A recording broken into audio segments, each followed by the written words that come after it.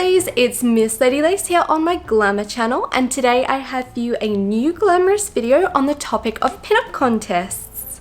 In the past, I've shared so many videos on this topic giving advice and other such things as this, but today I'm going to break down how to actually create your very own pinup performance for a pinup contest. As I've spoken about in the past, I have quite a bit of experience when it comes to pinup contests. I hold multiple titles in both the local, national and international realms in different pinup contests, as well as having experience being a producer of pinup contests for the past 7 years, where I run Miss Lady Lace's Pinup Parade with the Vintage Collective Markets, and for this we actually run between 3 to 6 pinup parades every single year. I'd love to know in the comments below, if you've been part of a pinup contest, what are your top tips for taking part in one? If you're someone who's always wanted to enter a pinup contest but haven't yet, maybe let me know what's been holding you back and maybe we can work through it together. The method of creating a performance and the advice I'm giving is what I've learned from the events I've been involved with and the events that I produce. When creating your own pinup contest, you're going to need to cater this to the event that you're taking part in, as each event has different criteria and guidelines. So let's create a pinup performance. I'm going to break down in steps how I would work through creating a pinup performance. You can definitely do this in any manner that suits you, but some of the advice I'm sharing will definitely be very beneficial no matter what event you're taking part in. Step 1 is to break down the information given to you. Upon entering most reputable pinup contests, you'll be given information about the event. This will include what's expected of you, the contest guidelines, judging criteria, what to expect on the day, and lots of other information that's really important to break down. As I mentioned in my pinup contest tips video, which I will also link here and in the description below, this is the framework which is going to make you successful in this event.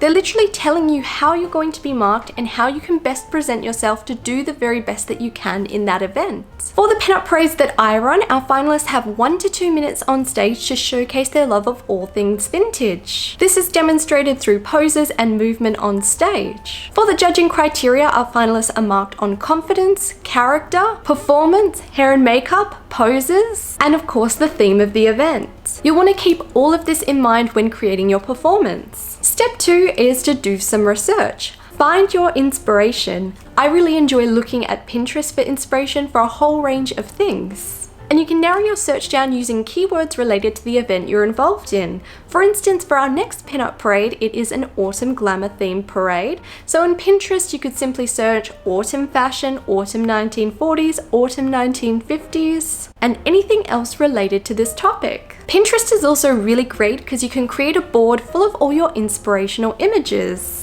I really enjoy looking at pinup artwork for inspiration as well, so I have a range of books in my collection which I'll reference. Gil Elfgren is definitely one of my favorite artists, as his images tend to tell a little bit more of a story. You can find your inspiration anywhere. It can be from a dress you have in your closet, from walking out and about and something in nature inspires you. Whatever it is, you can channel that into your pinup performance. Step 3 is to pick a theme or story and begin planning. Once you've done some research, you can narrow down some ideas which you could convey as a theme or a storyline on stage. I think picking a theme or a storyline is a really good idea when taking part in a pinup contest. It'll both make you stand out on stage because you're doing something a little bit more interesting, and it's going to make your preparation so much easier. When you pick a theme, let's say something like a picnic or a cocktail party, it starts to narrow down what you're going to do on stage. It can help you select your outfit, your props, hair and makeup, and everything else involved. In comparison, if you just went with a theme of pinup, it's really quite a broad term and there's so many different avenues you could take it. So sometimes it's nice to really scope that in, pick a theme, and then follow through with that. To help me come up with my theme, I really enjoy brainstorming or mind mapping, whichever term you prefer.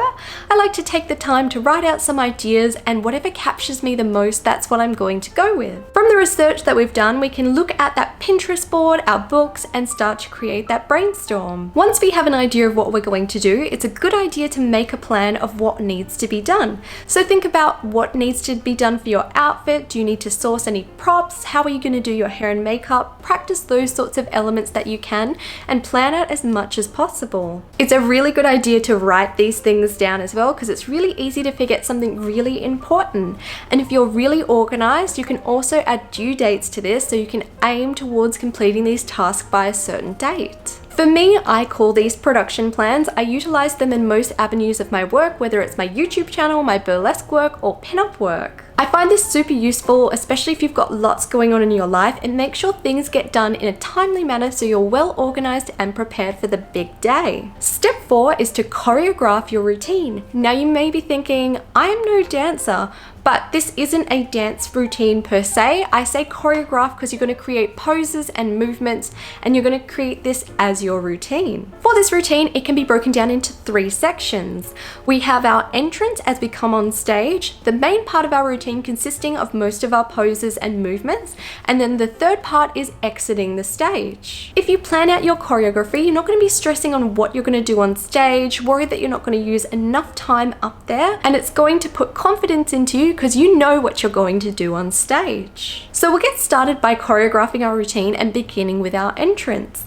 When practicing a routine, we want to make sure we practice coming on both sides of the stage, as this can change on the day of the event even if you've been told a specific side. When you come on stage, you want to ensure you're already in your pinup character. You don't want to walk on stage and then turn on that character. You want to be in character from the moment that the audience and the judges can see you. This is really important because that moment the audience first sees you, that's when they start engaging with you and the judges start making their marks. You want your entrance to be strong and full of confidence. For the main part of your routine, it's a good idea to come up with 4 to 5 poses that you're going to do on stage and think about movement that you can use in between.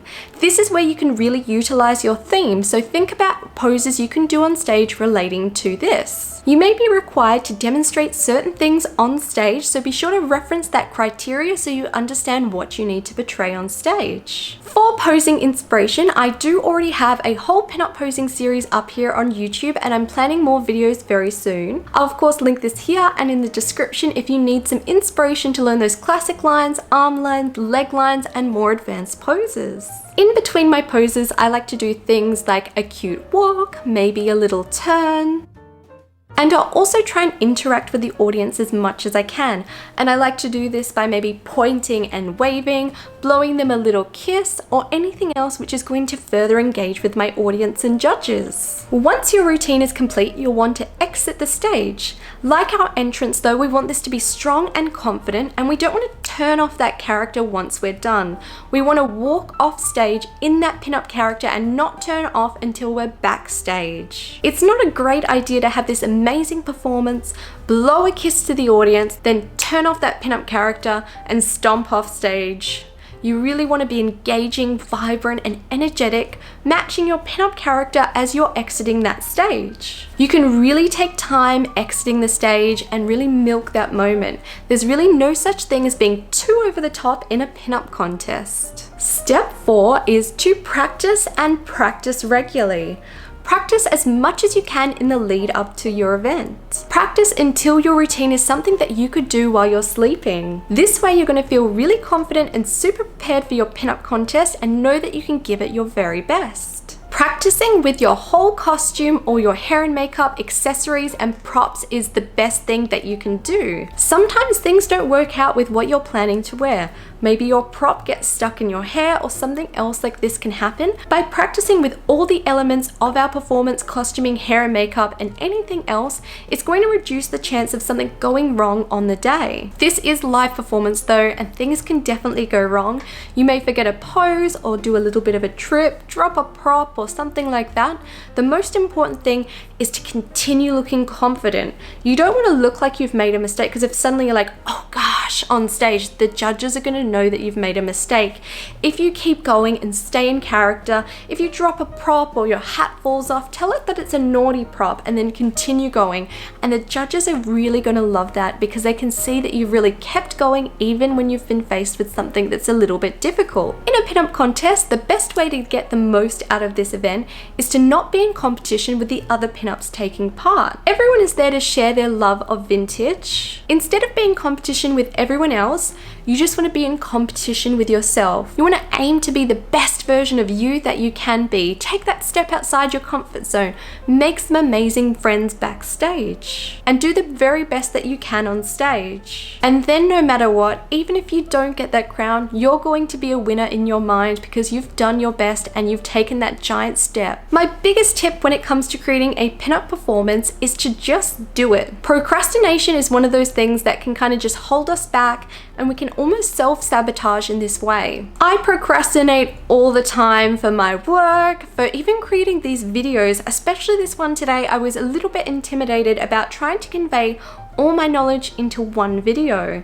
But as soon as I sat down and started writing down my plan, it just flowed from me and it came so much easier than I thought it would. So to create a pinup performance, you've just got to do the thing. This has been my video showcasing how you can create a pinup performance for a pinup contest. Now there'll definitely be varying degrees of what you need to do to take part in a pinup contest. For the pinup contest that I run as Miss Lady Lace's Pinup Parade, we're actually super flexible. We do not have strict rules in the sense that you have to do it this certain way. Some ladies just like to go on stage and showcase their love of vintage and gain a bit of confidence. So they'll just jump up, do a few poses, walk around, and then come off stage. Those who are more successful though will usually utilize all the things that I've spoken about today. Above all, have fun. Life is too short to be taking those pinup contests too seriously. I'd love to know in the comments below if you have any pinup events coming up soon, and if you are taking part in a pinup contest yourself. I truly hope you've enjoyed today's video and maybe found it a little bit useful,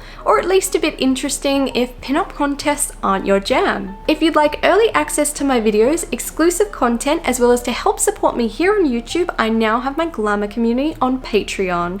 I'd like to thank all my patrons, but especially my VIP Glamour patrons that I'll mention here. Your support truly helps me in creating videos here on YouTube. If you'd like to follow my daily pinup adventures, I post super regularly to Instagram. I'll pop a little link here as well as at the end of the video. And to never miss out on my vintage fun, be sure to hit that subscribe button below, and I will be seeing you all real soon.